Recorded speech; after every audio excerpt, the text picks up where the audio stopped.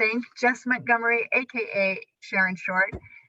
She is Dayton's own literary life columnist for the Dayton Daily News, but also writes historical mysteries as Jess Montgomery.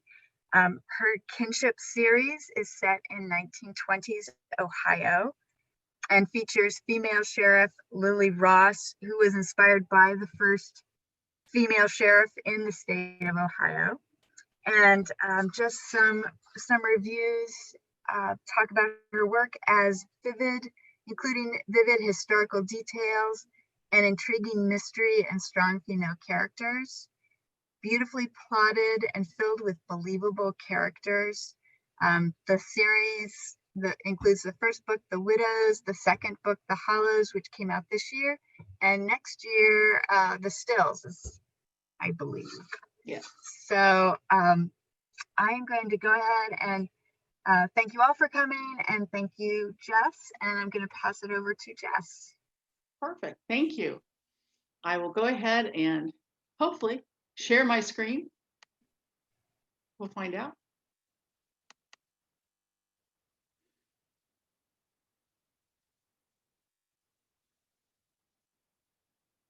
Slideshow from beginning. All right. Does that look good? I hope.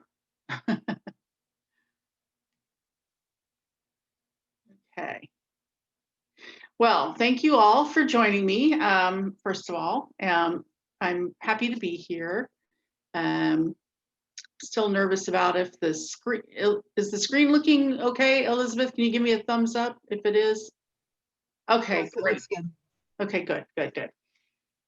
We're all learning new technology, aren't we? that we might not have ever anticipated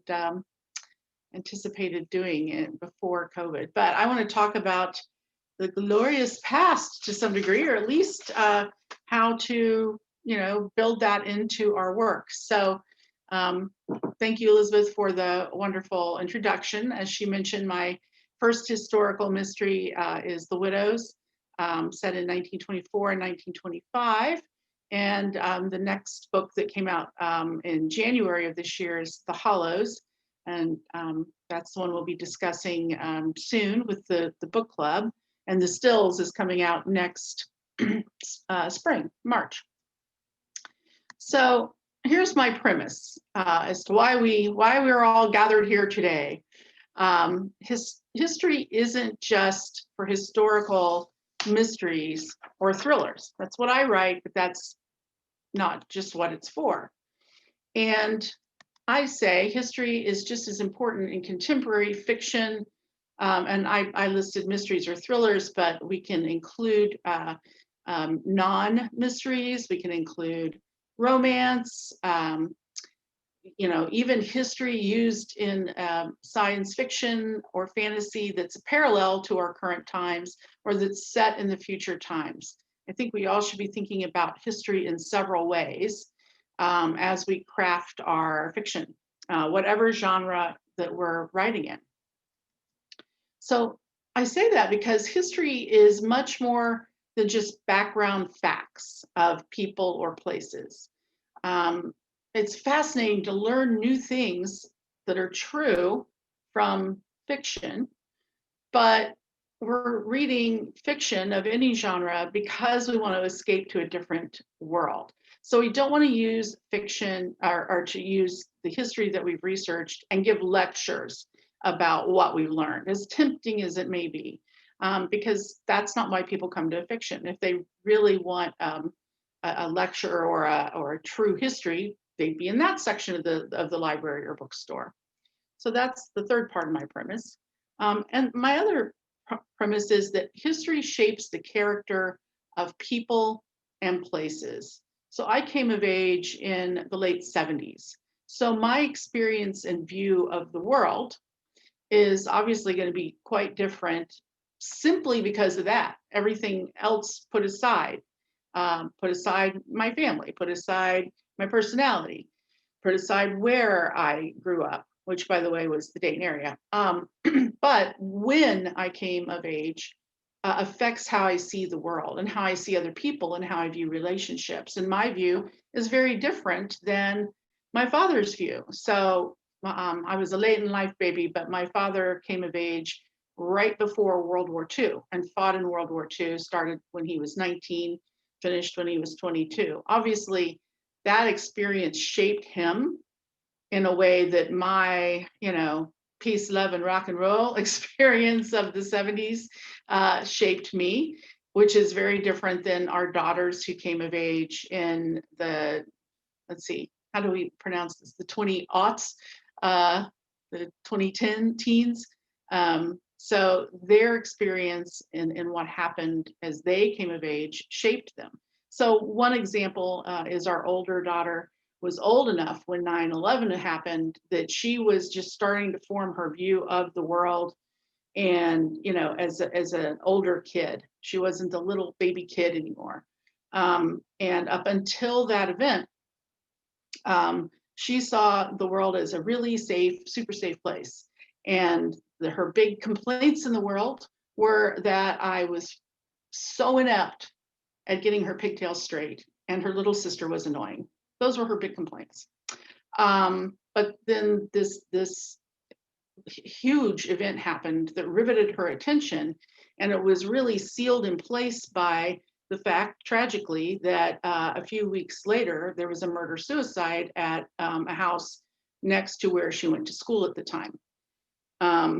She was fine, all the children were fine, but obviously this couple was not fine. But in a way she wasn't fine, because it really shaped and rocked who she was and how she saw the world. And she's made choices about her career and how she lives her life. And she will flat out say, those two events changed the way I saw the world, even though I was, not an adult. She was a moving into the tween stage age child at the time. So that's just something to think about with your characters in particular.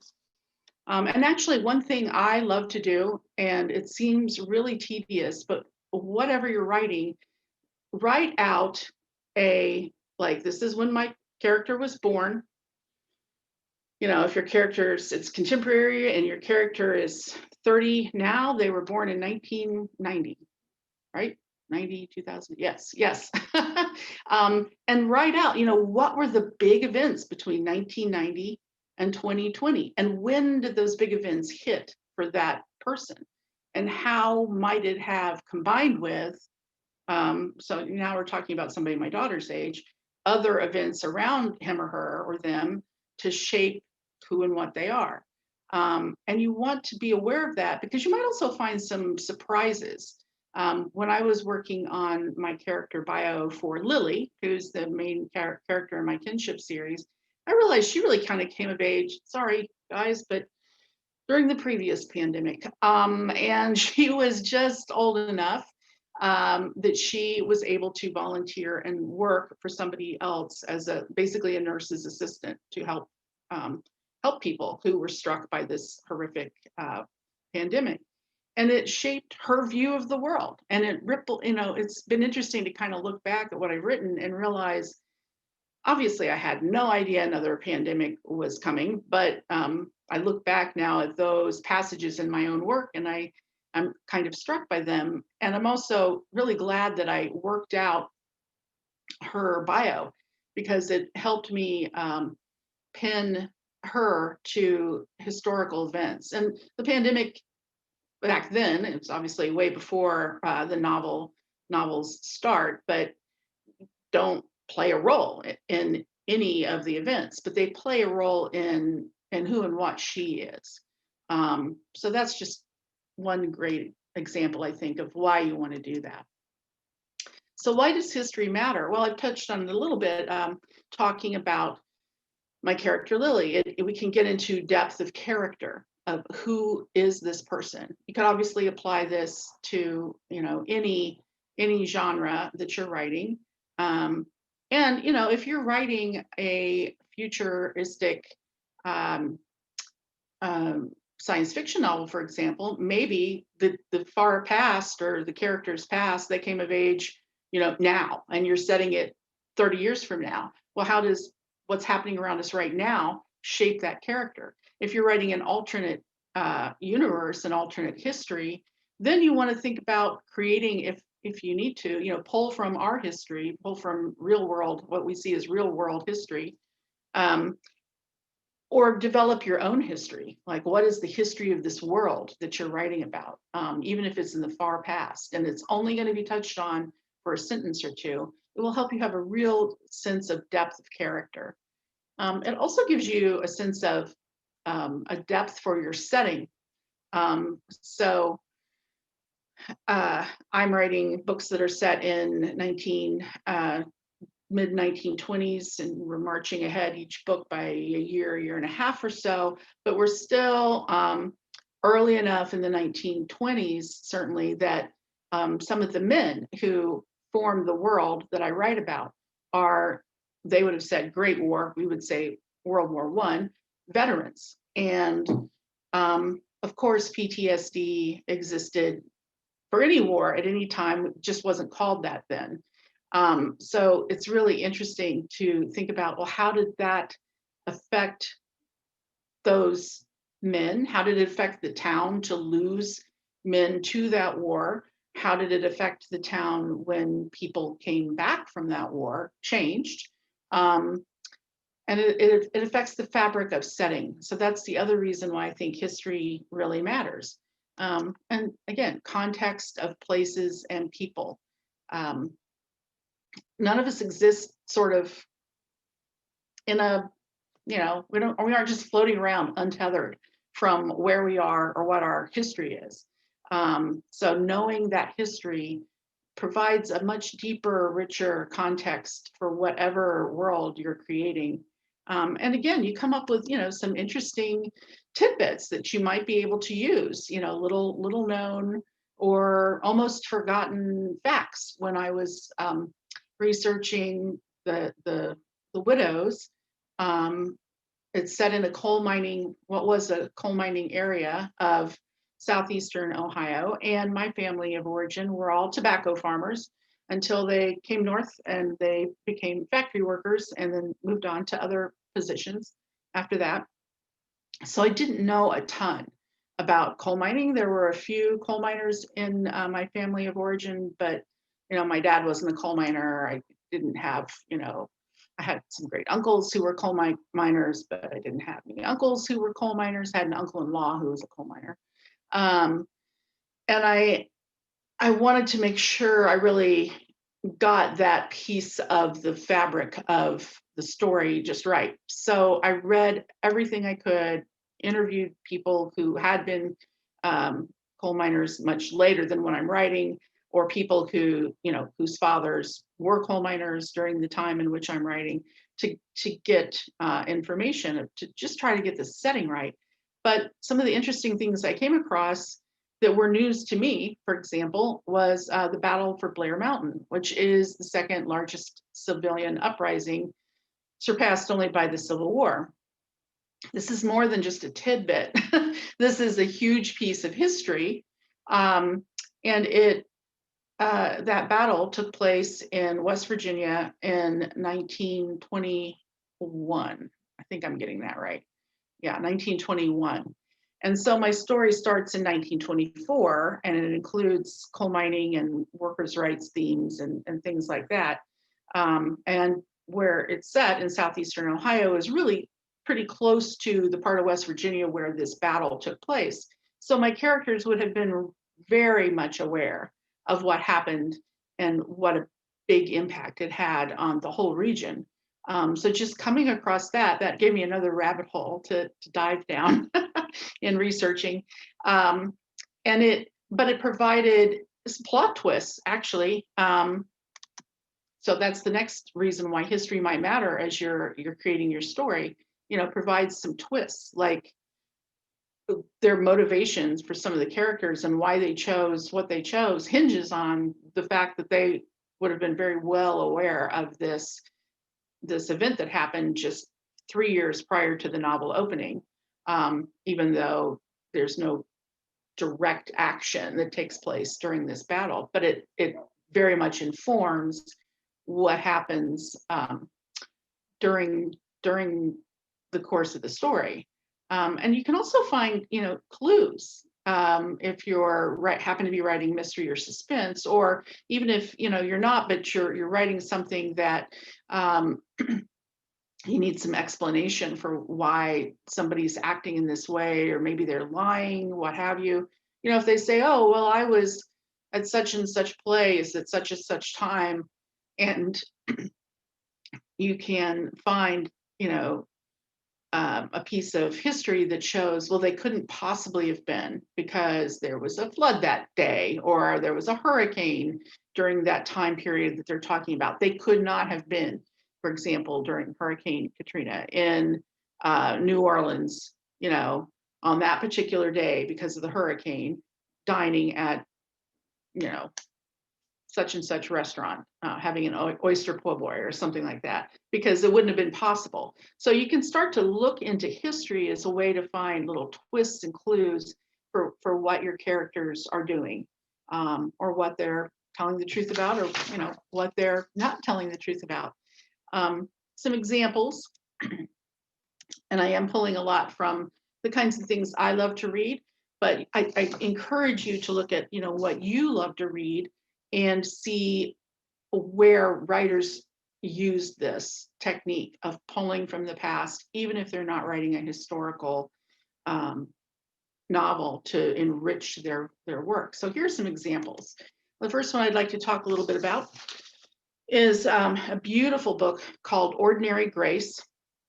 It is a standalone mystery novel written by William Kent Kruger. He writes a series that's quite lovely, but the premise for this book is, have to look at my notes, is that he's a teenage boy.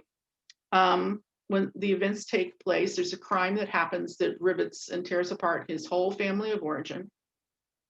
So it's set in 61, but the novel is told 40 years later. He's looking back. So it's kind of framed as, here's this character set in contemporary times, but looking back at this event that was life-changing and shaped him as a teenager, this character. So it's definitely an historical novel, but it's framed with a contemporary beginning and ending. So that's one example to take a look at. Another example is also a mystery novel, and it's called I'd Know You Anywhere by Laura Lippman. And it's about a young woman who, when she was, again, a teenager, she was kidnapped by an evil man who happened to be a serial rapist and serial killer. And she manages, and this is not giving away the plot, you find this out very quickly. She manages to get away from him. And now he's on death row after all these years. And as an adult, she's dealing with this resurgence of emotions and thoughts and feelings as this criminal, this evil person who hurt her so badly years before, is now on death row. So she brings it to, it's contemporary, but she uses a dual timeline. It's mostly contemporary, but there's a dual timeline of 1984 and contemporary time. And she kind of brings it back to life with flashbacks. And flashbacks can be tricky, but if you want to see how a master does this and makes it work, and keeps it clear and unconfusing, I highly recommend I'd Know You Anywhere. Now, a purely contemporary novel that's sort of domestic suspense / women's fiction is called Not That I Could Tell by Jessica Strasser. And it's definitely a contemporary novel. The premise is a woman goes missing after, they have this like neighborhood gathering of several women around a fire pit. They're drinking wine. They're all having a great time. Nothing seems amiss. Everybody disperses back to their respective homes.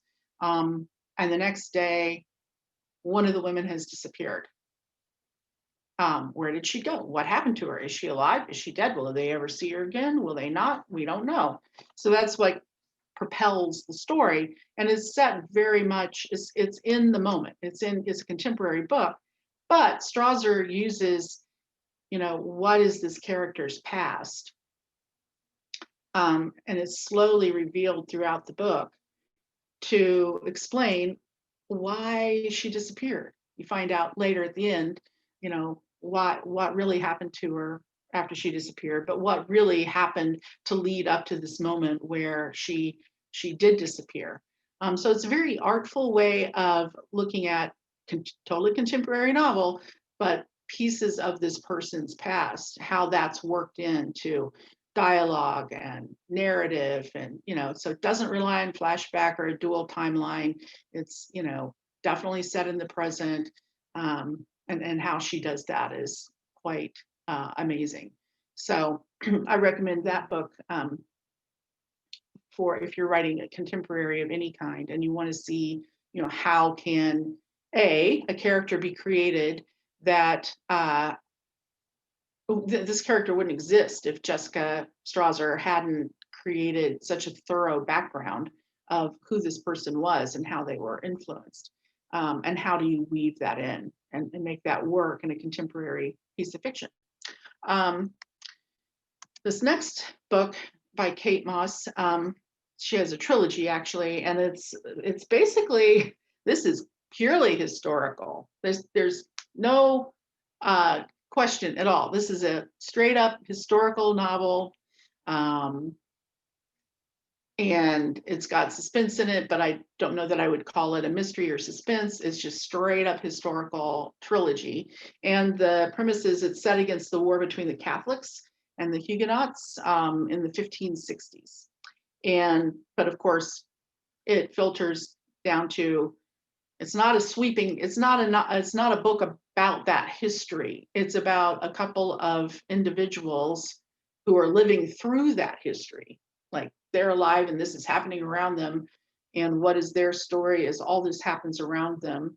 And how does this huge war and this upheaval in 1560s society influence their choices and their options and what they can do and what they can't do?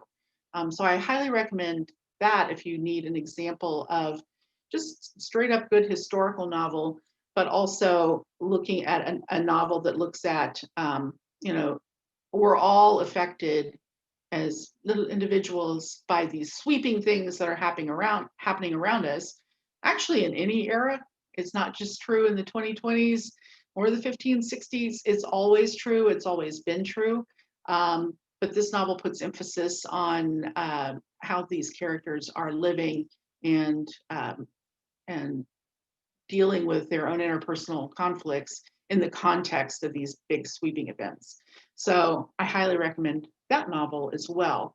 And again, you can apply this to particularly the last one. If you're writing science fiction or fantasy, of course, you've done, world building. You've built a great big world, right? Of that, your imagination's worlds, history, creatures, characters, the whole thing, but you're still writing about very specific people. You're not hopefully giving, a 30-page lecture at the beginning or in the middle of your novel about the world you've created. You're showing them in action in the middle of this world, carrying on the burden of this history that came before that led to the world they live in this moment.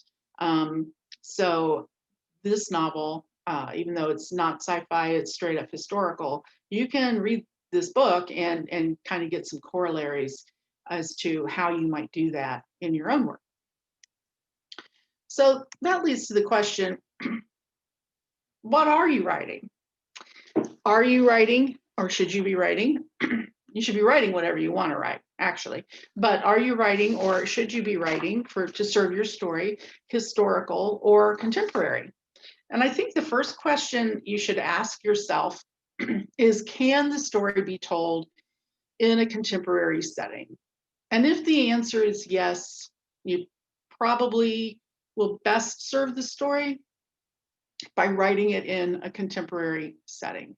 So for example, if what you want to show is person A and person B falling in love and being held back because person A's already has issues from his or her past that makes them wary of having another romance. That could be set at any time on any world, right? How you make that come to life are the specifics. But if the story you have in mind can be told in a contemporary setting, I would say you probably want to go that direction. And one reason is because historical fiction should not be contemporary issues, but in period costume. We're all human. We all have the same impulses. We all have the same desires and fears and whatnot, no matter when we live or who we are. Human is human. But how we think about that and talk about that and the terminology we use and the views we hold are very much shaped by when we live, like I was saying earlier. So you don't want to take characters that are interacting in a way that feels really contemporary and put them in the past simply because you want to write something historical. So ask yourself, can this story be told in a contemporary setting? But then the corollary to that question, of course, is must the story be told in an historical setting? So, as Elizabeth was saying earlier, my novels feature a protagonist who is a female sheriff in 1920s Appalachian area of Ohio. And I could write a story about a contemporary sheriff, female or male. I mean, people do all the time, and that's perfectly fine choice. But I was really riveted by the notion of a female sheriff in the 1920s anywhere, what's more in Appalachia. And I have to say, I would never have thought to myself, I'm going to write a story about a female sheriff in the 1920s in Appalachia. Sure, why not? Because it's so improbable, which is part of what fascinated me by it. But once I ran across, there really was this woman, and she could be my inspiration for my character, I definitely wanted to write that. And part of why that is more interesting to me as a writer than writing a contemporary female sheriff is it really throws into sharp relief, the struggles of being female in a non-traditional job, because there's just so much more you'd have to deal with. There's a lot you'd have to deal with to be a female sheriff now, but there's a lot more you'd have to deal with to be a female sheriff in 1925. So I just thought that really just put in sharp relief all this woman would have to deal with as sheriff. So the things that she deals with could be talked about in a contemporary setting, but it would be a very different book. So for me, the story had to be told in a historical setting. As under my actual name, I wrote a book called My One Square Inch of Alaska, which is not a mystery, it's pure historical fiction. And it was inspired by the fact that at one time there were these cereal boxes that contained deeds to 1 square inch of, it was actually the Yukon Territory, but everybody remembered it as Alaska and talks about it as having been a deed to Alaska.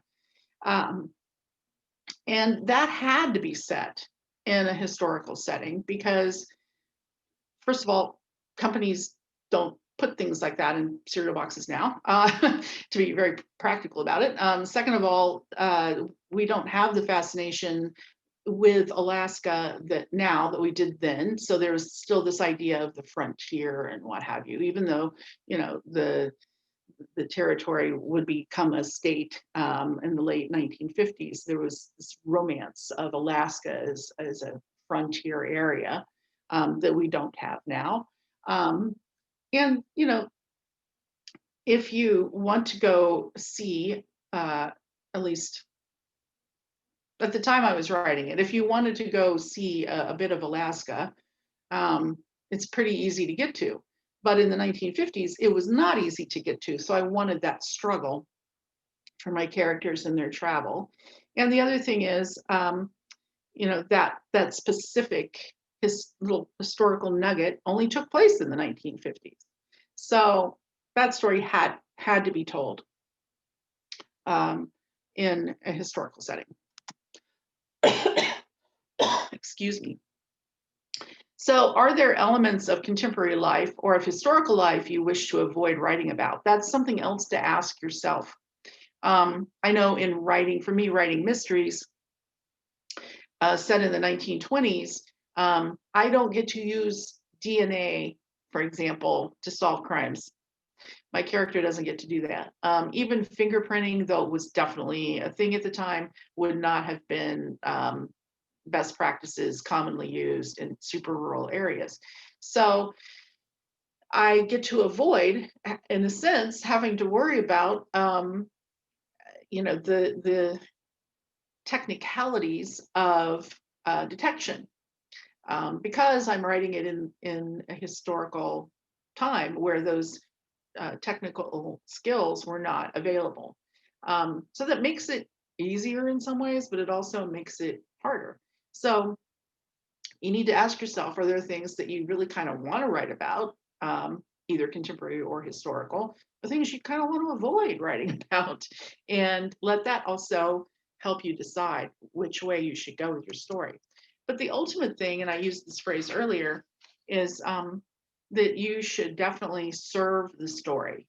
And that sounds very woo-woo, and I know it does, but what it really means is, you know, what is the story really about? What is the character going to learn throughout the course of the story? And we could do a whole nother class on character arc, but you know, what's the main character's character arc going to be? And you want to serve that rather than your own whims as you're creating your story. So, question on how to research. I want to talk about that. So first I will show you this. I hope you can see it. This is a very rusty old egg beater. And the reason I have this very rusty old egg beater is I promise I do not beat eggs with it. But one day my sweet husband came home and he said, how did writing go today? And I said, oh, it was so hard. And he said, oh, you get stuck on a character motivation. The dialogue isn't, you know, he's heard me talk about this long enough. He knows what to ask. The dialogue's not going smoothly. What's going on? I said, no, I cannot figure out what my character Lily would have used in 1925 to beat eggs. I went on eBay. I called the library. I went to Google. I looked in my whole, you know, all my history books of domestic history, and I could not figure out what she would have used to beat an egg. And he said, couldn't she have used a fork? And of course she could have used a fork. And I love that little anecdote. And then, you know, about 2 months later, we were in an antique shop, and I ran across what she might have used, if not a fork. And I bought it, and I keep it on my bookshelf near my history books to research books to remind myself it's really important to try to get the details right. That's very important. But at the same time, you kind of have to know where you're going a little too far. Like, if it's so easy to fall down a rabbit hole and do research that's fun or frustrating, but not necessary, that just sort of amounts to procrastination. And the egg beater was definitely an example of that. On the other hand, getting coal mining history just right and the Battle for Blair Mountain, understanding that in a correct way to write about it, that was a lot more important. So think about when you're researching, whether it's, for a historical or a contemporary, or you're making up details for the world building you're doing, um, for your world's history, what is important. And if it's just not, don't worry about it. I mean, if anybody reads my book and they think, why did she use a fork when she could have used an egg beater? Then I probably haven't engaged their attention just enough. For me, I really like the Time Life series since I'm writing in our timeline and real history. I like the Decade series of Time Life books.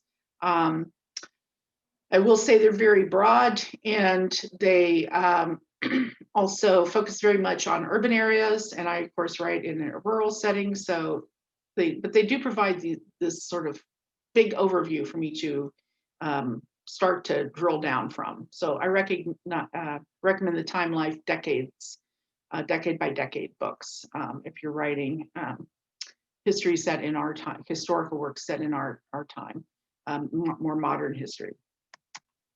Websites, of course, and I say, but not Wikipedia, but I say that with a caveat. Don't let that be your final and only source, but it's actually a great place to find other sources. So you can start there very generally and then look at the works cited at the bottom and then go from there to find more specific pieces of history and research.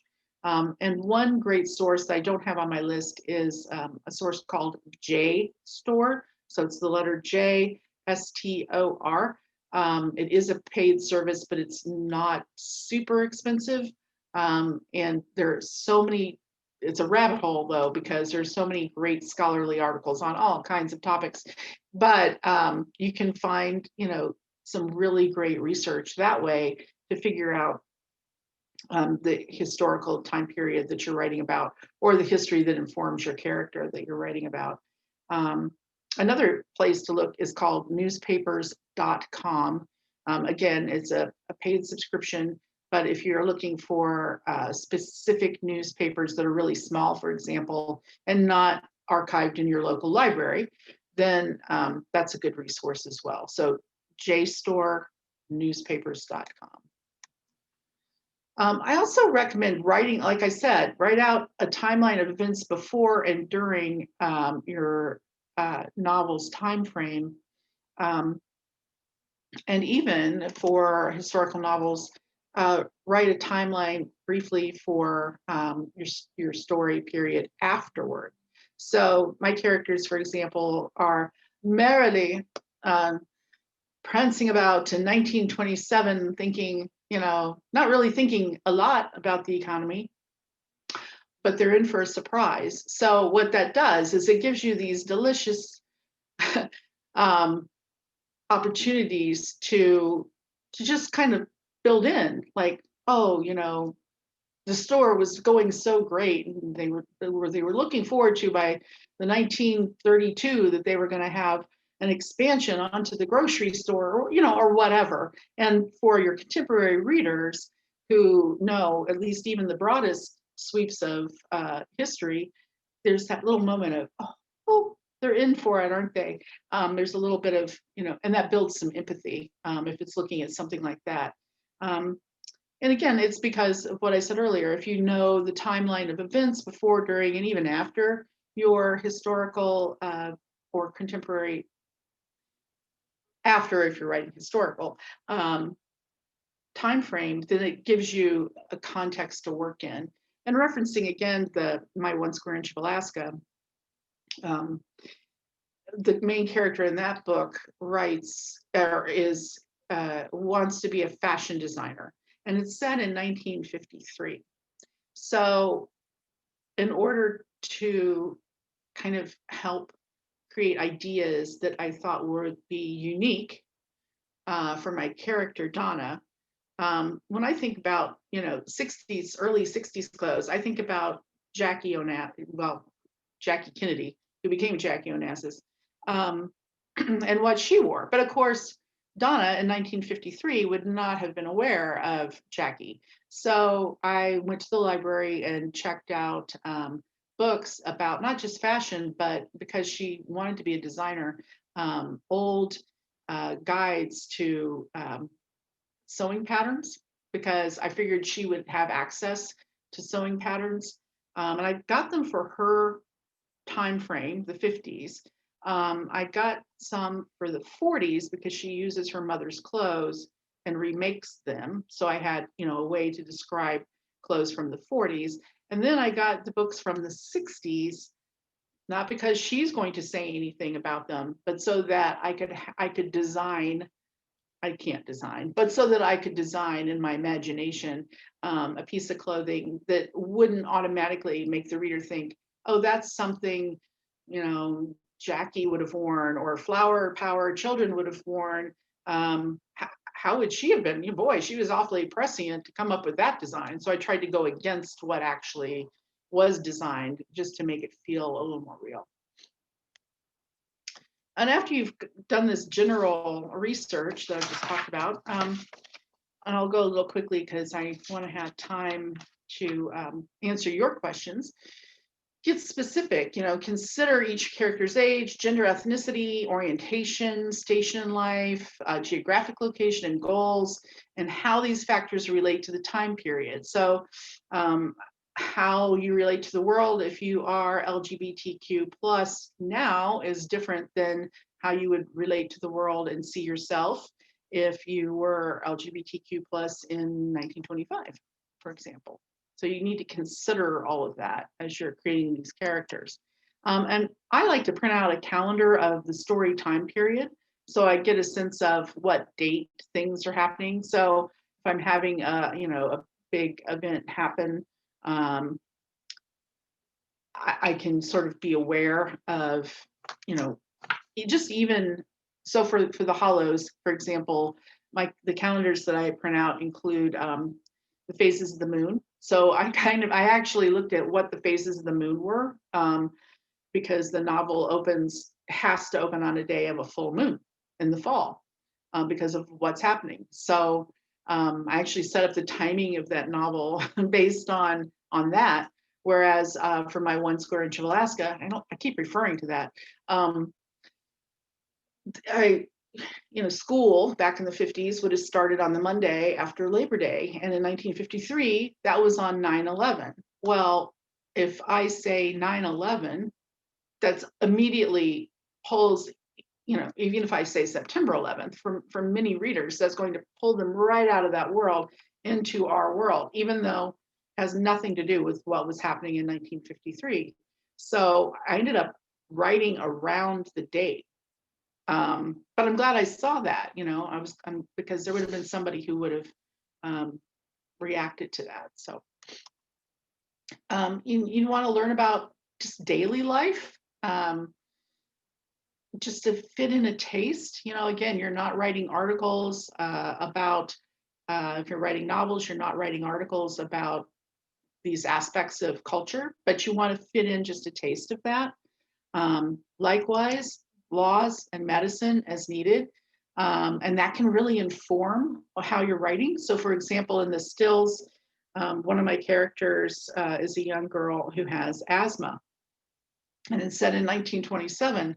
And the treatment in 1927 for asthma, believe it or not, was asthma cigarettes, which is really startling to those our contemporary ears.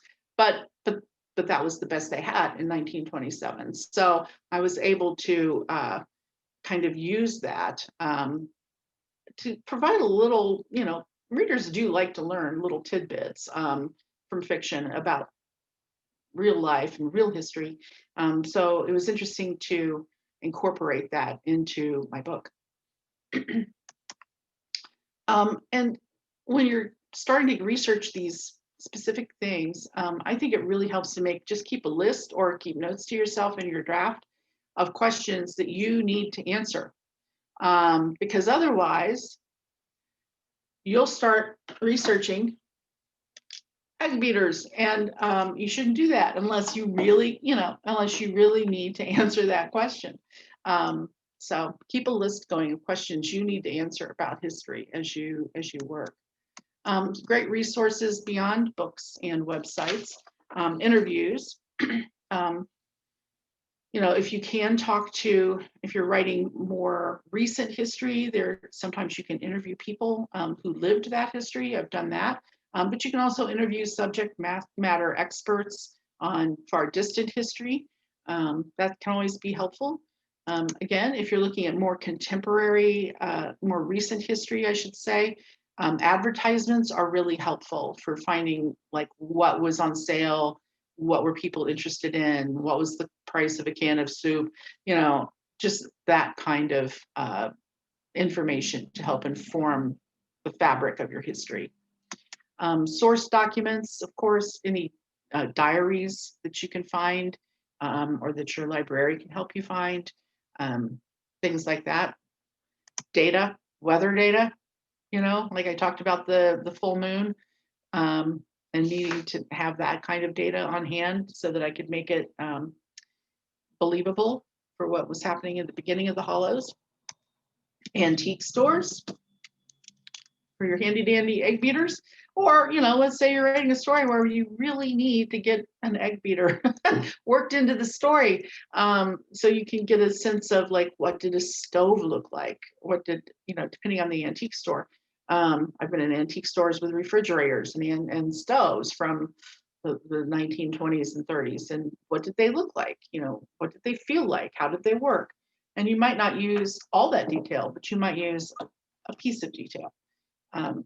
So that's a good way to find that information. Of course, visiting historical societies. To write the kinship series, I did spend some time with the Vinton County historical groups to learn a bit about the real life person my character is based on. And that was important to me, partly because, I wanted to get a sense of what kind of personality this lady had, but also I wanted to make sure I didn't inadvertently like come up with the same number of kids that she actually had. I'm not trying to write the story of Maud Collins. I make it very clear my character is inspired by Maud Collins. So, but I wanted to know enough about Maud Collins that I could make sure I had differences in my character so that people would understand I'm writing fiction. And then, of course, visiting the region that you're writing about, if you can. Sometimes it's expensive to travel. Certainly now it's difficult to travel. But I know that, so my books, like I said, are set in the southeast portion of Ohio, and a lot of the coal mining towns no longer exist. They're wiped off the face of the map. A few still do. And I was able to go to, and visit that area, not just to see the coal mining towns, but to get a sense of the geography of the area. And, hey, any excuse to go to the Hocking Hills area sounds like a pretty good deal to me.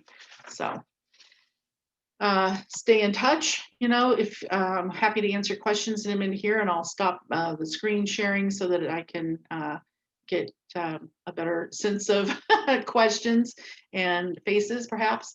But find me on my website. Feel free to email me, follow me on, BookBub, Instagram, Facebook. I love to stay in touch with readers and writers, and happy to answer questions as best I can.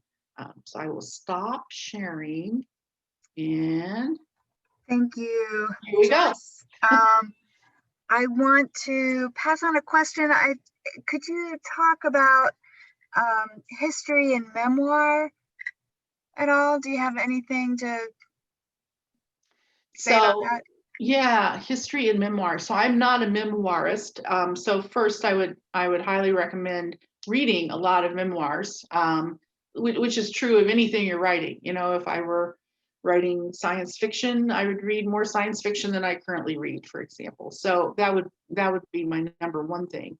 But in terms of using history in memoir, yeah, I think you want to do the same thing that I mentioned about, writing out a timeline. And if it's, for yourself, you might be surprised at what memories are triggered as you write out, oh, I was X years old when, the first man walked on the moon.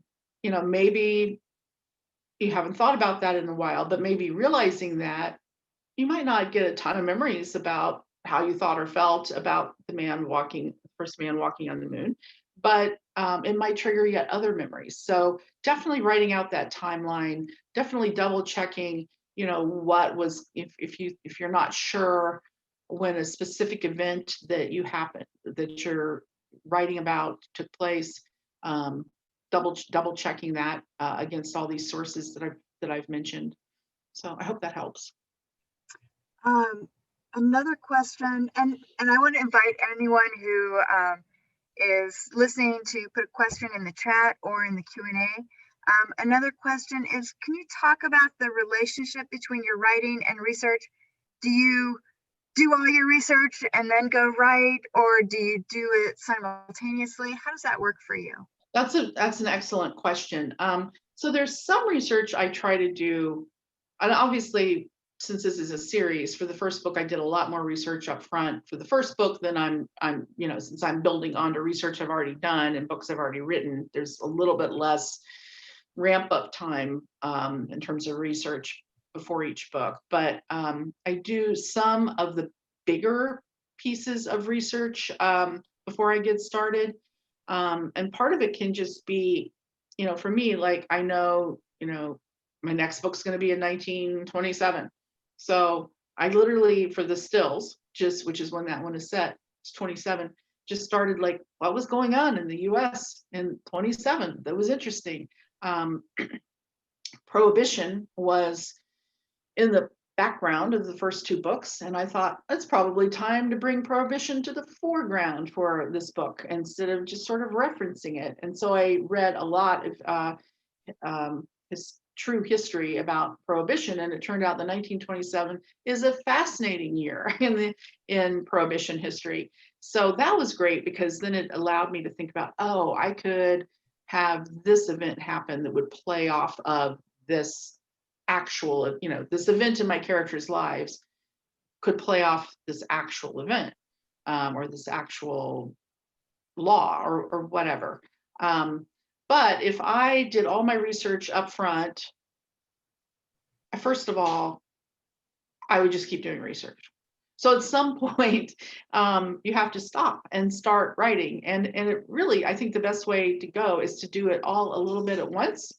You're writing, and then you can just put a placeholder in your draft or a note to the side that says, double check this, look this up, here's a question, or you can keep a running list on a tablet of paper, whatever works for you, and look up questions later. And even, as I'm revising, I double and triple check because believe me, if you get something wrong, people will let you know, and they should, and it throws them out of the book. So the historical research is a part of the process all the way through. It just becomes less and less the more I'm into the writing and the revising. Great. Can you talk about how much you fictionalized and kept true from Collins's life? Oh, sure. So what is true is that that I kept is that Maud Collins was married to a sheriff who died in the line of duty, and she was packing up to leave the house owned by the county because the sheriff lived in the sheriff's house, right by the jail. And she was packing her kids up to go home to live with her parents in West Virginia in real life. And the county commissioners came by and said, they're quoted in an old article as saying, "Where are you going, Maud? We want you to be sheriff." And so she had worked for her husband as the jail matron. So she, kind of knew people in town, and they knew her, they liked her husband. Most people were really sad that he was killed in the line of duty. And so she filled out his term. And it is also true that she ran for sheriff in her own right in 1926. And it is true that she won by a landslide, which I find really fascinating. So I kept the bare bones basics, things that I changed. My character runs for re-election, but if she wins or not, you'd have to read the Hollows to find out. Believe me, she doesn't win by a landslide. In real life, Maud had something like 5 kids. I narrowed that down to 2. In real life, there was no question as to who killed Maud's husband, Fletcher. There were plenty of witnesses. The motivation was simply he was serving a warrant for arrest for a traffic violation, and the man did not want to have to go back to jail. And so he pulled out a gun and shot the sheriff and killed him right there on the street in front of everybody. So there was absolutely no mystery. The mystery in The Widows is completely fictionalized. So, and in real life, Maud was from West Virginia and had moved to Ohio.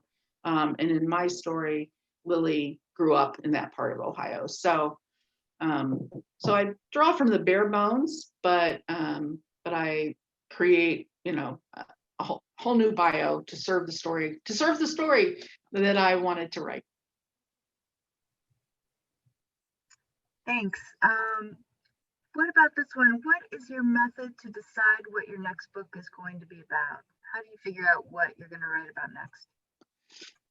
It helps that I'm writing a series somewhat. I mean, because I have the world, so if there are any sci-fi or fantasy writers out there, they'll I kind of borrow from that I've created. I've done the world building.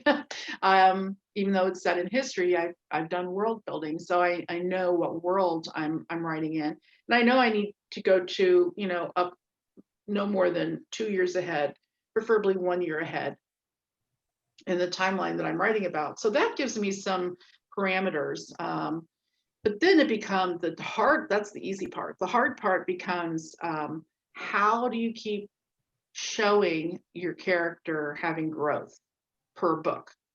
Because honestly, how many times, hopefully we all have great moments of revelation and epiphanies in life, but probably not on a weekly basis.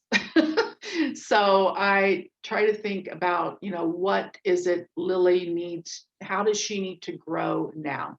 What does she need to learn? And the other truth is that I just sort of flippantly said, well, we only have so many times we have great epiphanies or revelations about life. But the truth is, I think each of us have 2 or 3 life lessons that we need to learn, but we have to learn them over and over and over. At least I do. So, so I focus on that. What is it she needs to learn? And then I look at theme. What haven't I explored yet? This series is really about the tension between individuality and community, and that gives me a lot of sand to play with. So I look at what haven't I explored yet that I really want to.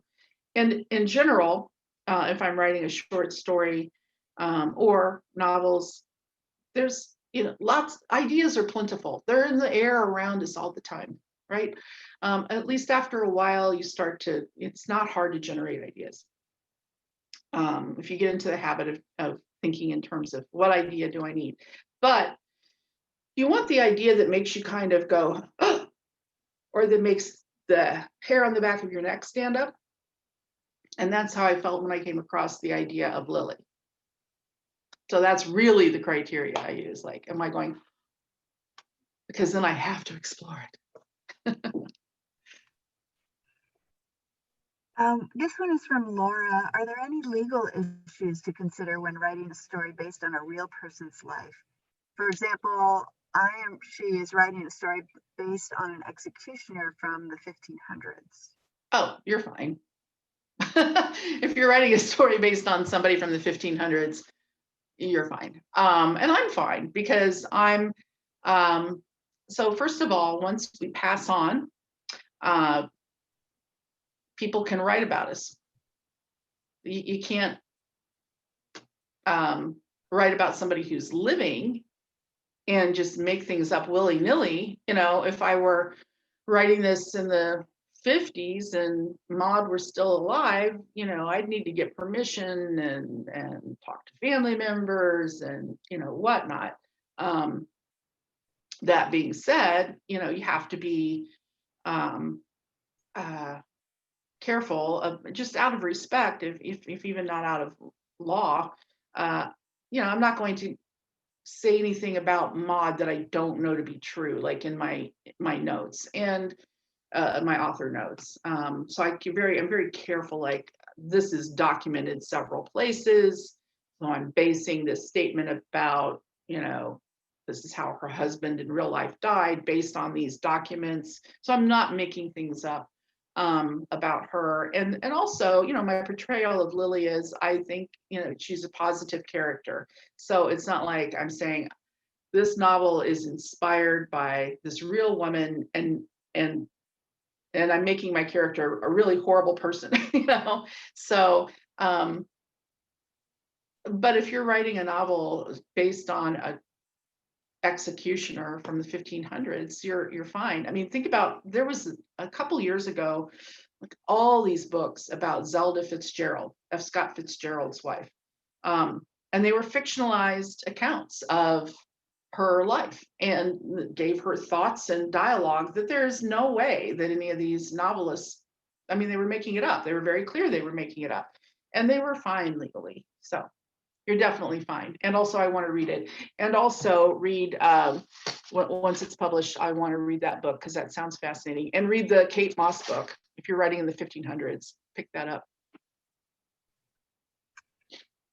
Sharon or Jess, you've talked about, looking at advertisements and dress and just history. What about language and how people spoke? Do your characters, do you think about that, how they might have spoken differently in the 20s? Absolutely. Yes.